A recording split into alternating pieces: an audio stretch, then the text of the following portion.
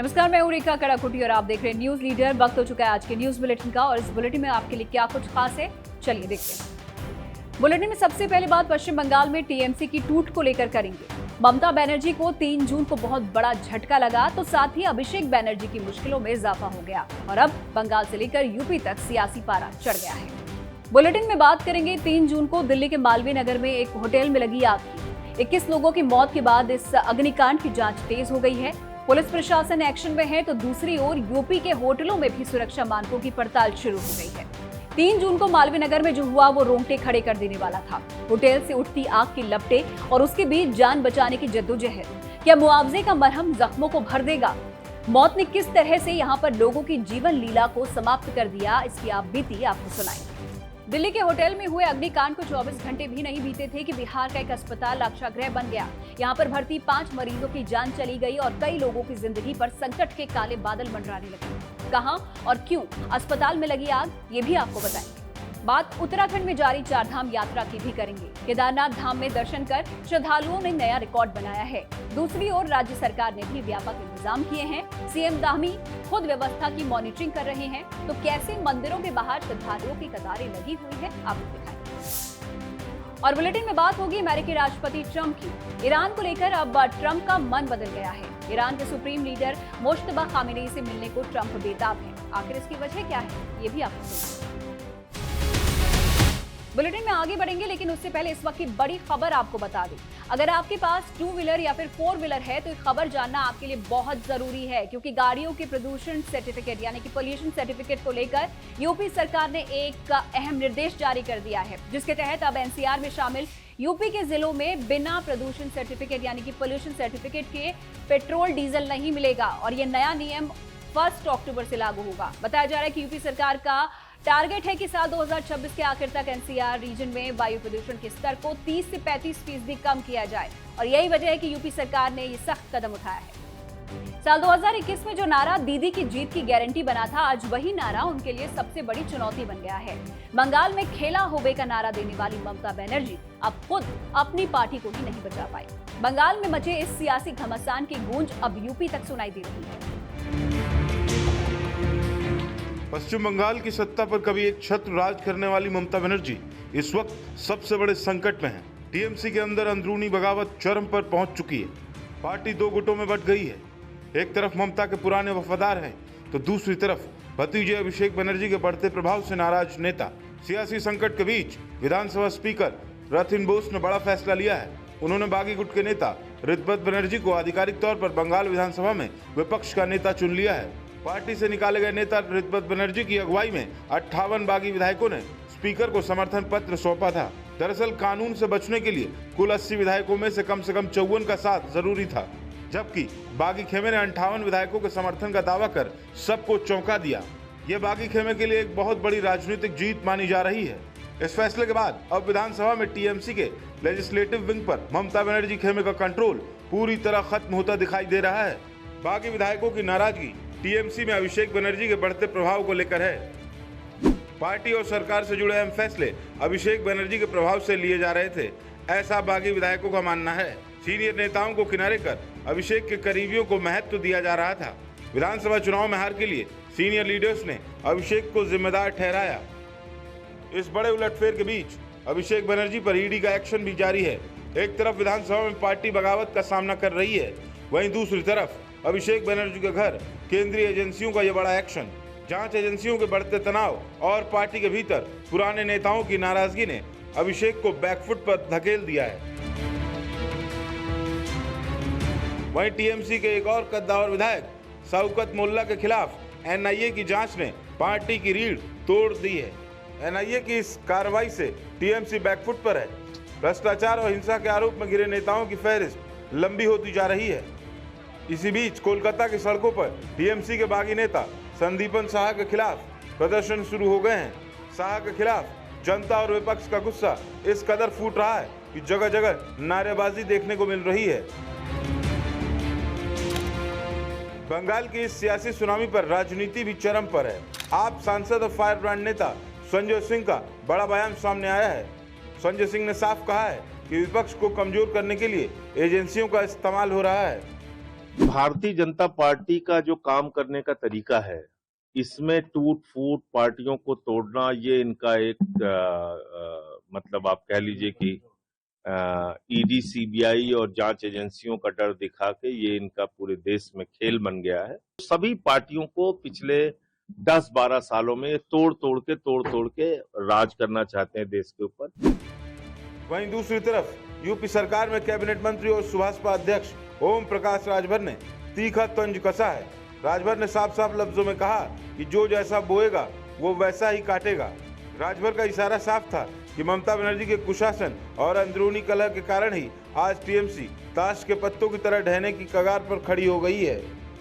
जो टीएमसी में तानाशाही रही, हिटलर पंथी रही है, गुंडागर्दी रही है, उससे उबे हुए लोग टीएमसी से अलग हुए, मतदाता सब अलग हो गए, बीजेपी की सरकार आ गई।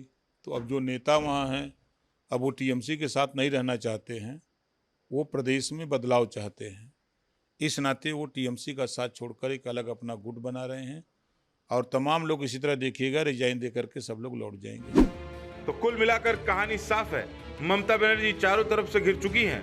एक तरफ टीएमसी नेताओं पर केंद्रीय जांच एजेंसियों की ताबड़तोड़ रेड, तो दूसरी तरफ अपनों के ही बगावत, संदीपन शाह के खिलाफ सड़कों पर आक्रोश और अभिषेक बनर्जी पर बढ़ता दबाव।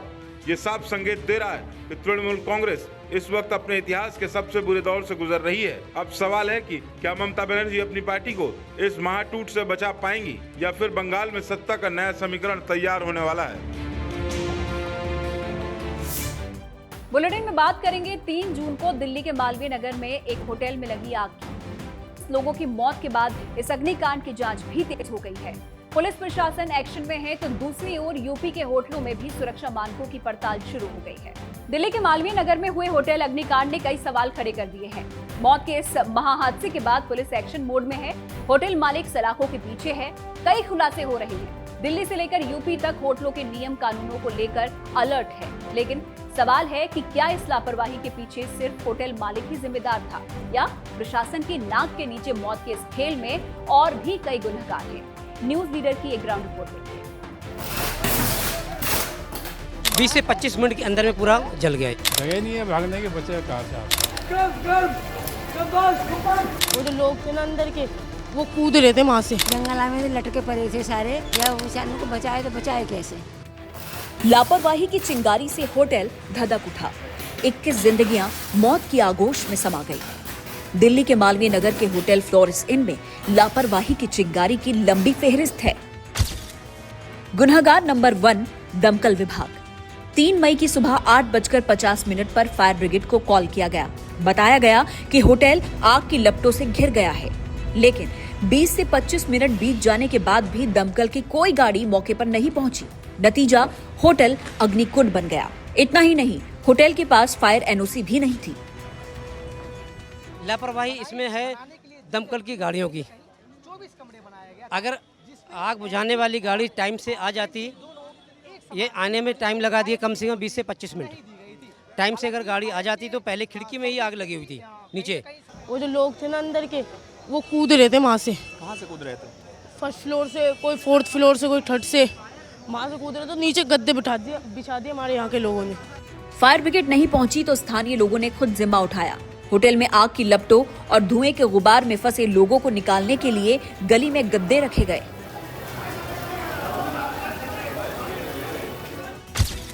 गुनहगार नंबर 2 होटल मालिक। मालवीय नगर के इस होटल को दिल्ली सरकार की तरफ से बेड एंड ब्रेकफास्ट के तहत परमिशन दी गई थी। होटल में महज 6 कमरे बनाए जाने थे, लेकिन बनाए गए 25। इतना ही नहीं, होटल में एंट्री और एग्जिट गेट भी एक ही था।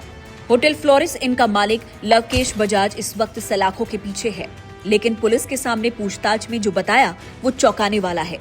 होटल मालिक के मुताबिक वो खुद इस होटल को चलाता था। फायर विभाग की तरफ से एनओसी नहीं ली गई थी। कुछ लोगों के कहने पर होटल के नाम पर अवैध निर्माण किया।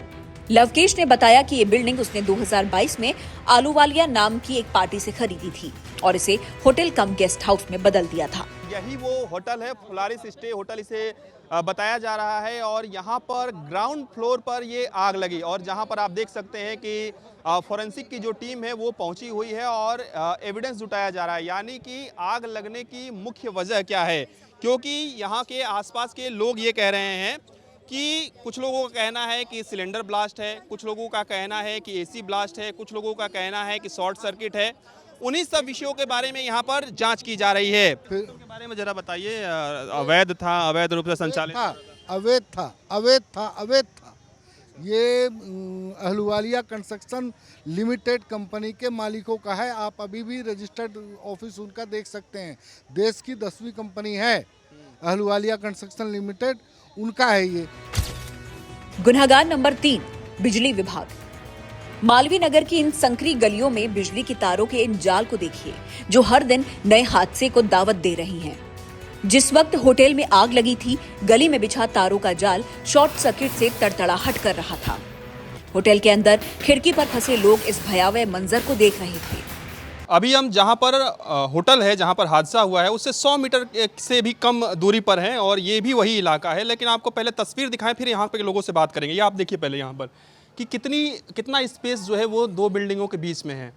इसके अलावा तारों का जंजाल देखिए और पीछे आप ठीक देखिए कि आप सकरी सी गली वहाँ पर देखेंगे और स्पेस देखिए ऊपर से लेकर नीचे तक आप देखिए कि कितना स्पेस जो है वो 2 बिल्डिंगों के बीच में है। गुनाहगार नंबर 4, प्रशासन। मालवीय नगर की इन संकरी गलियों में जहां 2 से ज्यादा व्यक्ति भी मुश्किल से निकल पाए, उन्हीं गलियों में आखिर होटल चलाने की अनुमति कैसे दी गई? क्या प्रशासन ने इन जगहों का कभी निरीक्षण नहीं किया?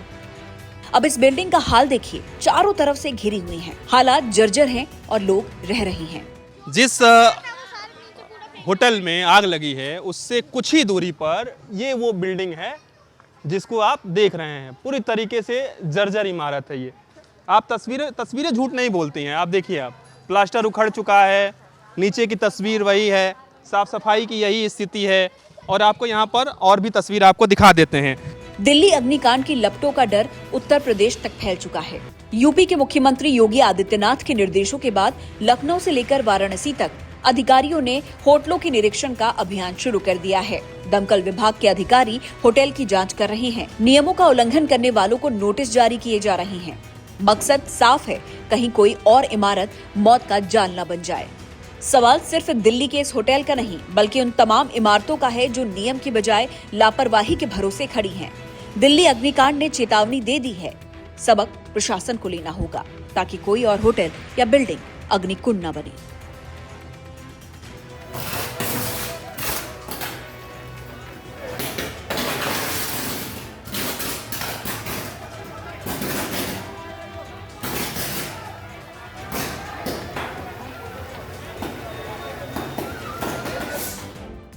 इक्कीस जिंदगियां, संकरी गलियों में आग का तांडव। कैसे मालवीय नगर का होटल फ्लोरिस इन लक्ष्याग्रह बन गया? दिल्ली के इस अग्निकांड ने देश भर में दहशत फैला दी है। आग की लपटों और धुएं के गुबार में जूझते लोगों ने कैसे अपनी जान बचाई? मालवीय नगर के लोगों ने इस अग्निकांड के दौरान क्या देखा? आपको सुनाते हैं इस भयावह हादसे की कहानी चश्मदीदों की जुबान। जगह दिल्ली का मालवीय नगर, तारीख 3 मई 2026, वक्त सुबह करीब 8 बजे। ये समय रेखा है उस भयावह हादसे की जिसने 21 जिंदगियों को अपनी आगोश में ले लिया। कई घरों को बर्बाद कर दिया, कई परिवारों से उनके अपनों को हमेशा हमेशा के लिए छीन लिया। किसी का सुहाग उजड़ गया तो किसी मां ने अपने लाडले को खो दिया। इस खौफनाक मंजर को जिसने भी देखा वो दहल गया। बुधवार की सुबह दिल्ली के मालवीय नगर में रोजमर्रा की तरह सब कुछ सामान्य था। लोग अपने अपने काम पर जा रहे थे। बच्चे स्कूल के लिए घरों से निकल रहे थे। हर रोज की तरह ही मालवीय नगर अपनी सुबह की शुरुआत कर चुका था। तभी कुछ ऐसा होता है जिसकी लपटें तो मालवीय नगर में उठती हैं, लेकिन उसकी आंच देश भर के खस्ताहाल सिस्टम को एक बार फिर कटघरे में पहुंचा देती है। अगर आग बुझाने वाली गाड़ी टाइम से आ जाती, ये आने में टाइम लगा दिए कम से कम 20 से 25 मिनट। टाइम से अगर गाड़ी आ जाती तो पहले खिड़की में ही आग लगी हुई थी नीचे। कोई तार टूट के कोई गिर जाए सर तो करंट भी फैलेगा इसमें। तो यहाँ पर करीब में रह रहे हैं, इसमें फैमिली रहती है, मगर उसके हिसाब से जो ना इसमें कोई भी तार अगर टूट जाता है तो कोई हादसा हो जाएगा, इसका कौन जिम्मेदार होगा। स्टे होटल में ये अग्निकांड हुआ है। उस होटल को सिर्फ 1 फ्लोर और 6 कमरों के गेस्ट हाउस की परमिशन मिली थी, लेकिन शायद इस हादसे से पहले उन जिम्मेदार अधिकारियों को नजर नहीं आया कि 6 कमरों की परमिशन वाला गेस्ट हाउस कब 6 मंजिला इमारत में तब्दील हो गया, कब 6 कमरों की संख्या 26 हो गई, कब गेस्ट हाउस के अंदर बिना जरूरी मानकों को पूरा किए बगैर रेस्टोरेंट चल पड़ा। कल न फंगे और देखो क्या नाम है, 1 खंबा ना होना चाहिए, 2 होना चाहिए। यहाँ तो 3-3 4-4 खंबे यहाँ पर लगा दिए गए हैं। 3-4 ना, एक ही है, ये पूरे मोहल्ले का ये वाला जो झुक रहा है। लगता है कि मतलब डर लगता है आप लोगों को कि कभी भी कोई भी हादसा हो सकता है। लगा डर, लगा ये डर तो। जैसा हमेशा से होता आया है वही इस बार भी हुआ है। हादसा हुआ तो जिम्मेदारों की आंखें खुली, लेकिन तब तक थोड़ी सी देर हो गई। 21 लोगों ने इस लापरवाही के चलते अपनी जानें गंवा दी। डर लगता है, डर तो लगता है, ये समय सबको डर लगता है बेटा। जब कोई काम हो जाता है, अब देख के डर लग रहा है। जब मैं उधर गई थी तो मतलब ऐसे जंगल में लटके पड़े थे सारे, जब बेचारों को बचाए तो बचाए कैसे। हादसे के वक्त मौके पर मौजूद लोगों ने जो आंखों देखी सुनाई, वो सुनकर किसी का भी कलेजा कांप जाएगा। प्रत्यक्षदर्शियों ने बताया, होटल में मौजूद लोग जान बचाने के लिए खिड़कियों से छलांग लगा रहे थे। स्थानीय लोगों ने भी होटल में फंसे मुसाफिरों को बचाने की हर मुमकिन कोशिश की। घरों से गद्दे निकालकर सड़कों पर रख दिए ताकि खिड़कियों से कूदने वालों को कम से कम चोट लगे। जानकारी के मुताबिक हादसे के वक्त होटल में 80 से 100 लोग मौजूद थे, जिनमें से ज्यादातर घायल तो हुए, लेकिन उनकी जान बचाई जा सकी। लेकिन 21 लोगों ने इस अग्निकांड में जूझते हुए दम तोड़ दिया। अभी हम जहां पर होटल है, जहां पर हादसा हुआ है, उससे 100 मीटर से भी कम दूरी पर हैं और ये भी वही इलाका है। लेकिन आपको पहले तस्वीर दिखाएं, फिर यहाँ पे लोगों से बात करेंगे। ये आप देखिए पहले यहाँ पर कि कितना स्पेस जो है वो 2 बिल्डिंगों के बीच में है। इसके अलावा तारों का जंजाल देखिए, और पीछे आप ठीक देखिए कि आप सकरी सी गली वहाँ पर देखेंगे और स्पेस देखिए ऊपर से लेकर नीचे तक। आप देखिए कि कितना स्पेस जो है वो 2 बिल्डिंगों के बीच में है। बहुत कम स्पेस जो है वो कहीं ना कहीं उन बिल्डिंगों के बीच में हम बातचीत करेंगे। आपको लगता है कि ये सब भी हादसे को न्योता दे रहे हैं, ऐसी चिपक कर जो बिल्डिंगें बनाई गई हैं और यहाँ पर तारों का जंजाल दिख रहा है? बचाव कार्य भी नहीं हो पाएगा, यहाँ पर ऐसी बिल्डिंगें बन गई है, थोड़ी सी भी जगह नहीं छोड़ी है उन लोगों ने, एकदम गलियाँ मिला के रख दी आपस में एक दूसरे ने, सारी गली कवर की हुई है। मतलब दुर्भाग्यवश अगर कोई हादसा हो जाता है, कोई बिल्डिंग गिर जाती है, कोई आग, बहुत बचना मुश्किल है, जगह नहीं है भागने के, बचे कहाँ से आदमी। अब हादसा हुआ है तो जांच भी होगी, जांच होगी तो दोषी पकड़े भी जाएंगे। गेस्ट हाउस के संचालक और मालिक पर केस चलाया जाएगा, पर क्या ये काफी होगा? नहीं। इस हादसे का दोषी सिर्फ गेस्ट हाउस का मालिक नहीं, बल्कि इस हादसे का जिम्मेदार वो नगर निगम भी है, जिसने समय रहते अवैध निर्माण, परमिशन से ज्यादा कमरे और इमारत के इस्तेमाल में बदलाव पर कार्रवाई नहीं की। इस हादसे का जिम्मेदार दिल्ली का फायर ब्रिगेड डिपार्टमेंट भी है, जिसने इस गेस्ट हाउस को फायर एनओसी दी थी। और अगर गेस्ट हाउस के पास फायर एनओसी नहीं थी, तब भी उस पर कार्रवाई नहीं की गई। हादसे की जिम्मेदार स्थानीय पुलिस भी है, जिसने तमाम कायदे नियमों को ताक पर रखकर संचालित होते गेस्ट हाउस पर समय रहते ध्यान नहीं दिया। बड़ा सवाल है कि क्या इन सभी जिम्मेदारों की जवाबदेही सुनिश्चित की जाएगी, या कुछ दिन कार्रवाई का झुनझुना पीटने के बाद फिर किसी अगले हादसे के होने का इंतजार किया जाएगा। दिल्ली में कल आग लगी थी और आज बिहार में आग ने तांडव मचा दिया। बिहार के मुजफ्फरपुर के प्रसाद हॉस्पिटल में भीषण आग की वजह से अब तक 5 जानें जा चुकी हैं। रिपोर्ट देखिए।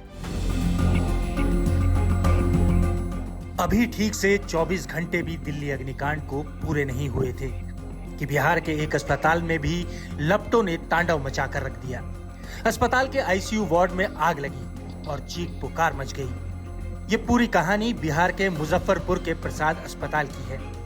शॉर्ट सर्किट की वजह से अस्पताल की 5वीं मंजिल की आईसीयू में लगी आग और इसके बाद वहां अफरा तफरी मच गई और देखते ही देखते कुछ ही पलों में पूरा अस्पताल काले धुएं से भर गया।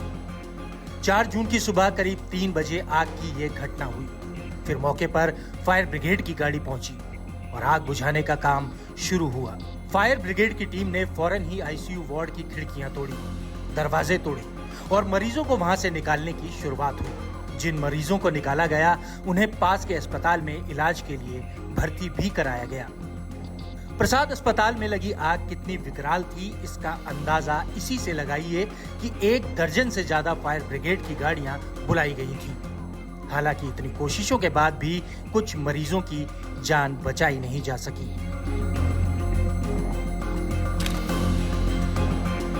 ऐसी बात सामने आई है कि सुबह जब अस्पताल के आईसीयू वार्ड में अग्निकांड हुआ, उस वक्त वहां 15 से 25 मरीज भर्ती थे।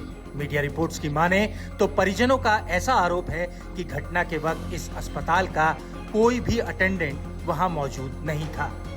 वार्ड में धुआं भरा था और लोग चिल्ला रहे थे, लेकिन अस्पताल का स्टाफ गायब था। ऐसा कहा जा रहा है कि परिजनों ने खुद अपनों को निकाला। आरोप है कि कुछ शवों को इधर उधर भी किया गया है। कुछ जानकारी हम लोग को नहीं, हम लोग को जानकारी नहीं मिला है कि ये जो हल्ला हुआ है ना, तो हम लोग नीचे उतरे हैं तो देखे हैं कि सुने हैं कि आग लग गया, तो अपना अपना मरीज के साथ नीचे ले आए हैं। बाहर लाइन कट गया है, तब हम बोल रहे थे हल्ला बहुत हो रहा है, देखो ना कैसी का हल्ला मारना से रोड पर हो रहा है। क्या होता है इनका, हमारी गली ऑपरेशन भेली सब लोग निकली है, ऑपरेशन हुआ है। जिन लोगों ने इस अग्निकांड में अपनी जान गंवाई, उनके परिवार वालों का बुरा हाल है। वो रो रहे हैं, बिलख रहे हैं। वहीं जो इस अग्निकांड का शिकार हुए और बच गए, उनकी भी हालत ज्यादा अच्छी नहीं है। जिन 20 लोगों का रेस्क्यू किया गया है, उनमें से कुछ की हालत ज्यादा गंभीर बताई जा रही है। वो बुरी तरह झुलस गए हैं और डॉक्टर्स की देखरेख में हैं। 3:30 पौने 4 की घटना है। आईसीयू में शॉर्ट सर्किट से आग लगने की बात है। तुरंत आग पे काबू पा लिया गया है, लेकिन 12-13 अन्य जो भर्ती थे उनको अलग अलग अस्पताल में ले गया है। बाकी जो लोग हैं अभी स्टेबल बताए जा रहे हैं। हम लोग परिजनों का बयान ले रहे हैं और फिर आगे पर कार्रवाई की जाएगी। वहीं अब प्रशासन इस हादसे की जांच की बात कर रहा है। आग के कारणों का ठीक ठाक पता लगाने के लिए एक टीम बनाने की भी बात हो रही है। पर बिहार के मुजफ्फरपुर के इस प्रसाद अस्पताल में अग्नि तांडव के बाद कुछ सवाल हैं, जिनका जवाब अस्पताल प्रशासन, जिला प्रशासन और बिहार के स्वास्थ्य विभाग को भी देना होगा। आईसीयू में आग लग गई थी और काफ़ी धुआं बढ़ गया था। उसमें जो मरीज़ थे उनको निकालने का प्रयास भी किया गया। जैसा बता रहे हैं लोग, जो उसके इंचार्ज थे उनको भी काफ़ी इंजरी हुई है अदर मरीज के साथ में। अन्य जो आईसीयू और सीसीयू में मरीज़ भर्ती थे उनको अगल बगल के अस्पतालों में भर्ती कराया गया है। कुछ जो है इमरजेंसी एवं अन्य विभागों में भी मरीज़ भर्ती हैं, तो उनको सभी को सिविल सर्जन साहब ने देख लिया है और उनको किसी तरह की दिक्कत नहीं हो, ये हम लोग जो है इंश्योर करा रहे हैं। इस पे विस्तृत टीम बनेगी और फिर हम लोग जांच करा करके जो भी इसमें कार्रवाई होगी वो हम लोग इंश्योर कराएंगे। सवाल ये कि आखिर इस अग्निकांड का जिम्मेदार कौन है? सवाल ये कि आखिर अस्पताल में मरीजों की सुरक्षा किसके भरोसे है? अस्पताल में आग लगने से बचने के पर्याप्त इंतजाम क्यों नहीं है? सवाल ये भी कि क्या अस्पताल में फायर सेफ्टी ऑडिट हॉल ही में हुआ था, और अगर हुआ था तो रिपोर्ट और कमियों का क्या हुआ? जब यह हादसा हुआ तो क्या ऑक्सीजन सिलेंडर या पाइपलाइन की सुरक्षा के लिए कोई प्रोटोकॉल था? और सबसे बड़ी बात, इन प्राइवेट अस्पतालों में ऐसी घटनाएं हो जाती हैं, लोग मर जाते हैं, पर ऐसा क्यों नहीं होता है कि इन अस्पतालों को लाइसेंस देने से पहले फायर सेफ्टी और मेडिकल स्टैंडर्ड्स को परखा जाए? बिहार के एक अस्पताल में शॉर्ट सर्किट से लगी आग, चीख पुकार मच गई। सवाल ये भी है कि ऐसे कितने अस्पताल हैं जहां बद इंतजामी है, और सवाल ये भी कि अग्निकांड की नौबत ही क्यों आती है? पिछली घटनाओं से सबक क्यों नहीं लिया जाता? सबसे बड़ा और अहम सवाल ये है कि आखिर बिहार का ये स्वास्थ्य महकमा ऐसा क्यों है? इतनी लचर व्यवस्थाएं, इतने लापरवाह लोग, आखिर क्यों? क्या इंसान की जिंदगी इतनी सस्ती है कि अस्पताल की बद इंतजामी से लोगों की जान चली जाती है? इसे कहीं से सही नहीं ठहराया जा सकता। उत्तराखंड की विश्व प्रसिद्ध चारधाम यात्रा के दौरान श्रद्धालुओं की संख्या ने पुराने सारे रिकॉर्ड तोड़ दिए हैं, लेकिन इस बार भारी भीड़ के साथ प्रशासनिक चुनौतियां भी लगातार बढ़ती जा रही हैं। खासकर मॉनसून की दस्तक के बीच अब सुरक्षा और मैनेजमेंट सबसे बड़ी परीक्षा बन गए हैं। ये रिपोर्ट। उत्तराखंड में इस समय सिर्फ एक ही शब्द गूंज रहा है, वो है श्रद्धा। चारधाम यात्रा में इस बार श्रद्धालुओं का अभूतपूर्व सैलाब देखने को मिल रहा है। केदारनाथ धाम में मात्र 39 से 40 दिनों के अंदर ही 10 लाख से ज्यादा श्रद्धालु बाबा केदार के दर्शन कर चुके हैं। वहीं पूरे चारधाम में ये आंकड़ा 30 लाख के पार पहुंच चुका है, जो कि उत्तराखंड राज्य बनने के बाद मई महीने का अब तक का सबसे बड़ा रिकॉर्ड है। आप ऐसे समय में यहाँ आए हैं जिस समय में यहाँ पर चारधाम यात्रा अपने चरम पर है।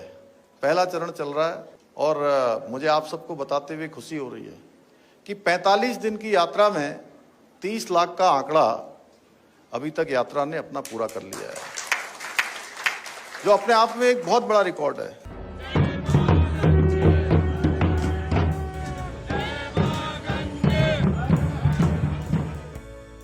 बद्रीनाथ, केदारनाथ, गंगोत्री और यमुनोत्री चारों धामों में लगातार श्रद्धालुओं की भीड़ बढ़ रही है।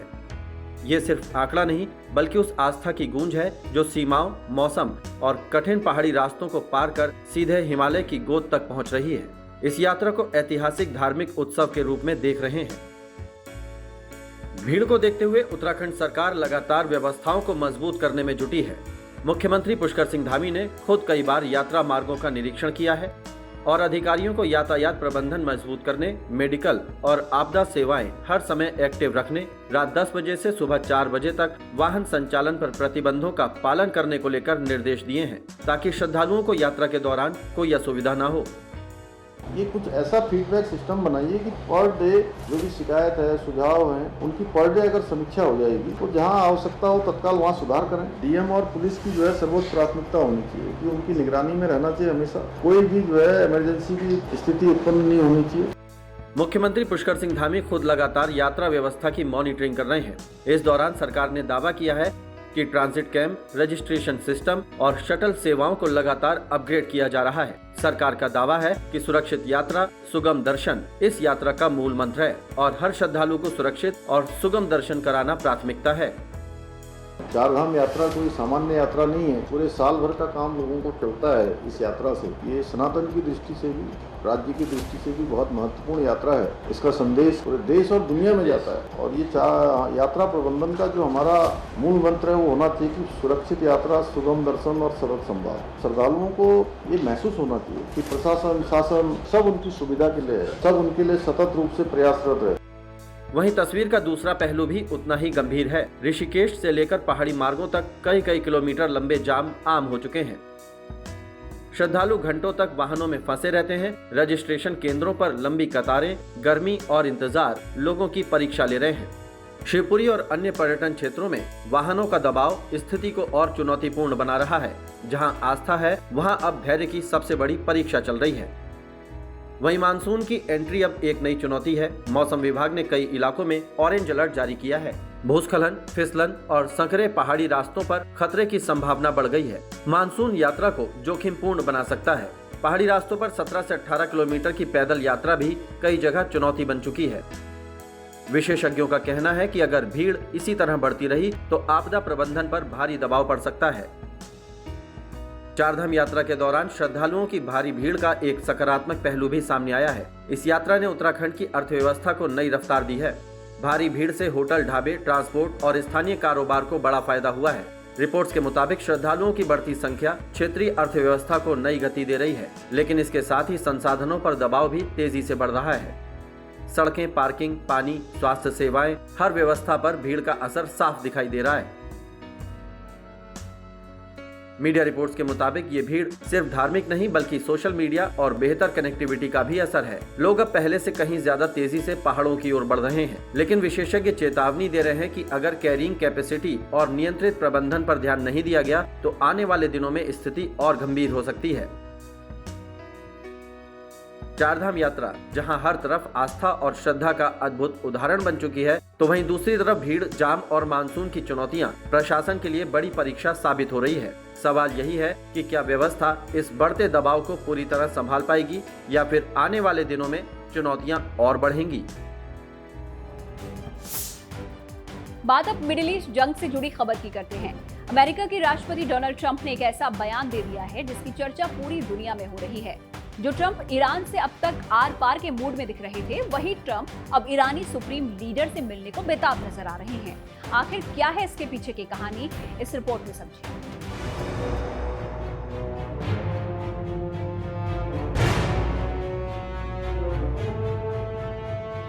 जो अमेरिका अब तक ईरान से जंग लड़ रहा था, बम गोले और बारूद बरसा रहा था, अहम ठिकानों को निशाना बना रहा था, न्यूक्लियर प्रोग्राम पर नाराजगी जता रहा था, उसी ईरान को लेकर अब अमेरिका के राष्ट्रपति डोनाल्ड ट्रंप का मन बदल गया है। ईरान के सुप्रीम लीडर अयतुल्लाह खामेनेई को निपटाने वाले ट्रंप अब मुस्तफा खामेनेई से एक मुलाकात के लिए बेचैन नजर आ रहे हैं। ये बात सुनने में भले ही अजीब लग रही हो, पर मीडिया रिपोर्ट्स की माने तो ये बात सच्ची है। रिपोर्ट्स के मुताबिक अमेरिका के राष्ट्रपति ट्रंप ने कहा है, मैं बहुत जल्द ईरान के अयतुल्लाह यानी मुस्तफा खामेनेई से मुलाकात कर सकता हूं। मुझे अभी तक उनसे मिलने का सौभाग्य नहीं मिला है, लेकिन मैं उनसे मिलना चाहता हूं। इस समय अयतुल्लाह के साथ हमारे रिश्ते काफ़ी अच्छे चल रहे हैं। ट्रंप यहीं नहीं रुके, उन्होंने ईरान की तारीफ करते हुए कहा कि ईरान इस बात पर राजी हो गया है कि वो कभी परमाणु हथियार नहीं बनाएगा। ईरान को लेकर ट्रंप का ये यू टर्न हर किसी को हैरानी में डाले हुए है। सबसे ज़्यादा हैरानी तो इजराइल को है। ट्रंप के इस यू टर्न ने इजराइल के होश उड़ा दिए हैं, क्योंकि इजराइल सालों से ईरान को अपना सबसे बड़ा दुश्मन मानता आया है और अब इसी दुश्मन देश के सुप्रीम लीडर से ट्रंप मिलने को बेताब नजर आ रहे हैं। ये वही मुस्तफा खामेनेई हैं जिन्होंने मार्च की शुरुआत में ईरान के सर्वोच्च नेता का नया पद संभाला था। उन्होंने अपने पिता अयतुल्लाह अली खामेनेई की जगह ली थी, जिनकी अमेरिका इजराइल के हवाई हमले में जान गई थी। हालांकि मुस्तफा अभी तक सार्वजनिक रूप से सामने नहीं आए हैं और ना ही उन्होंने अपनी आवाज़ में कोई भाषण जारी किया है। गौर करने वाली बात यह है कि जो ट्रंप इस वक्त ईरान के सुप्रीम लीडर से मिलना चाहते हैं, उन्हीं ट्रंप ने हाल में इजराइल के पीएम नेतन्याहू को खूब खरी खोटी सुनाई थी। नेतन्याहू में उन्हें पागल आदमी दिखाई देने लगा था। ट्रंप ने अपने पक्के दोस्त और इजराइल के प्रधानमंत्री बेंजामिन नेतन्याहू को फ़ोन पर बात करते हुए उल्टा सीधा सुनाया था। उन्होंने कह दिया था कि तुम पूरी तरह पागल हो चुके हो। उन्होंने कहा था कि अगर मैं नहीं होता तो आज दुनिया के नक्शे पर इजराइल का कोई वजूद नहीं बचता। ईरान के खिलाफ जो भी मोर्चा खुला है उसकी शुरुआत करने वाला मैं ही हूँ। मैं किसी को बोर नहीं करना चाहता, लेकिन ये सच है कि मैंने ही सब कुछ शुरू किया था, क्योंकि हम ईरान को न्यूक्लियर पावर बनते नहीं देख सकते। नेतन्याहू से बैर करना और ईरान के प्रति नरमी, आखिर ये क्या संकेत हैं? सवाल उठ रहे हैं कि आखिर ट्रंप ने मुस्तफा खामेनेई से मिलने की इच्छा क्यों जाहिर की? क्या इसके पीछे कोई बहुत बड़ा ग्लोबल प्लान है? ट्रंप का ये बर्ताव कहीं ईरान से अमेरिका की जंग खत्म होने का इशारा तो नहीं? ऐसा इसलिए कहा जा रहा है क्योंकि ईरान से लड़ते लड़ते अमेरिका को कई दिन बीत चुके हैं। अभी तक कोई भी नतीजा नहीं निकला है। कई बार सीज फायर की कोशिश ज़रूर हुई, पर वो कारगर साबित नहीं हुई। ऐसे में ट्रंप का ये यू टर्न कहीं डैमेज कंट्रोल की कोशिश तो नहीं? असल में अमेरिका और ईरान दोनों ही देश इस वक्त अपनी अपनी शर्तों पर अडिग हैं। अमेरिका ईरान को अपनी शर्तें मनवाना चाहता है, लेकिन ईरान अपनी शर्तों पर अड़ा है। वो झुकने को तैयार नहीं है। ऐसे में अब ट्रंप को दोस्ती के अलावा कोई रास्ता नहीं दिख रहा। ट्रंप का मुस्तफा के प्रति ये झुकाव और नेतन्याहू से बढ़ती दूरी साफ इशारा कर रही है कि अमेरिका अब मिडिल ईस्ट में जंग को खत्म करके ईरान के साथ एक बड़ी डील करने की फिराक में है। और अगर ऐसा होता है तो नेतन्याहू के लिए ये इतिहास का सबसे बड़ा झटका होगा और दुनिया के समीकरण पूरी तरह बदल जाएंगे। तो इसी के साथ इस न्यूज बुलेटिन में फिलहाल के लिए इतना ही, लेकिन देश दुनिया की बाकी खबरों के लिए आप देखते रहिए न्यूज लीडर।